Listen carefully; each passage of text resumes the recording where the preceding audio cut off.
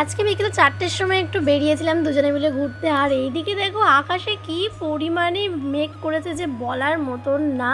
সত্যি কথা মানে বিকেল 4টের সময় মনে হচ্ছে সন্ধ্যে 6টা বেজে গেছে। আর এত পরিমাণে মেঘ করেছে যেটা দেখার পরেও আমরা দুজনা বেরিয়ে পড়েছি, কারণ একটু ঘুরতে যাব। কিছুটা পথ যেতে না যেতে এত পরিমাণে মারাত্মক ঝড় উঠেছে যে বলার মতন না। সিরিয়াসলি গাইজ, তোমরা দেখতে পাচ্ছ রাস্তাটার যে অবস্থা, কি খারাপ একটা অবস্থা। রাস্তার লোকজন সব এদিক থেকে ওদিকে একটা স্থান খুঁজছে যেখানে গিয়ে ওরা দাঁড়াতে পারবে।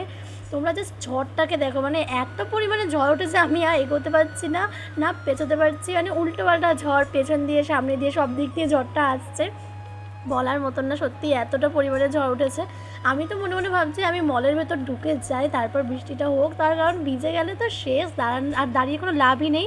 আর প্রচুর যেহেতু ঝড় হচ্ছে, তোমরা সেটা দেখলে বুঝতেই পারছো, আমাদের চুল টুল সব শেষ। আর বালি মালি খেয়ে একাকার অবস্থা আমাদের।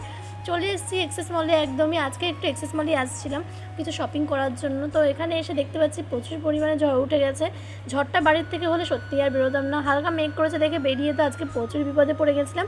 যাই হোক, আমরা ঠাকুর করে মলের ভেতর ঢুকে পড়েছি। বৃষ্টি কোনো কিছুই হয়নি, হালকা পড়ছিল আমরা ঢোকার সময়। তারপরে শুনি 2 ঘন্টা প্রচুর বৃষ্টি হয়েছে, আর এই 2 ঘন্টা আমরা মলেই কাটিয়ে দিয়েছি। তো ফার্স্টেই দেখো চলে এসেছি আমরা কিন্তু আজকে জুডিওতে। যেহেতু আমাদের বাড়িতে এসছে তাই ওকে একটু ঘুরতে নিয়ে আসাটা আমার কর্তব্য। তাই এখানে চলে এসেছি ফার্স্টে জুডিওতে কালেকশান খুবই ভালো ছিল। তারপর চলে এসেছি আমরা বাজার কলকাতাতে। বাজার কলকাতার কালেকশান আমার গোড়া সত্যি বলছি খুবই ভালো লাগে। আর রিজনেবল প্রাইস থাকার কারণে আমি এখান থেকে শপিং অলমোস্ট সবসময়ই করি বলতে পারো। আমার কুর্তি কোনো দরকার হলে বাজার কলকাতা থেকে এসেই নিয়ে যাই, আর কখনো জুডিও থেকেও নিয়ে যাই। তো আজকে এখানে ও কয়েকটা জিনিস ট্রায়াল দেবে, তাই জন্য আমি ট্রায়াল রুমের বাইরে বসে অপেক্ষা করছি, আর ও একটা ট্রায়াল দিয়ে আসছে। তো ফার্স্ট হচ্ছে এই কুর্তিটা আমার খুব পছন্দ হয়েছে, তাই আমি ওকে বললাম যে এটা ট্রায়াল দিন, দেখ বেশ ভালোই কিন্তু লাগছে বলো।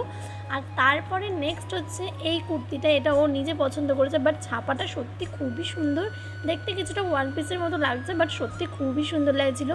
এখানে ও যতক্ষণ ট্রায়াল ছিল ততক্ষণ তো আমার আর কোনো কাজ নেই, আমি একটু বসেই রয়েছি আর ভাবছি কতক্ষণে ওর ট্রায়ালটা হবে না হবে।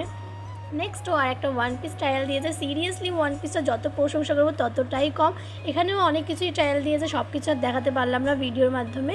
তবে এই ওয়ান পিসটা আমার পার্সোনালি খুব পছন্দ হয়েছে। নেক্সট টাইম যদি আমি কখনো যাই তো এই ওয়ান পিসটা আমি পারচেস করবো। তো কেমন লাগলো যে সিরিজটা অবশ্যই জানাবে। নেক্সট সিরিজে আরও অনেক কিছু আসছে।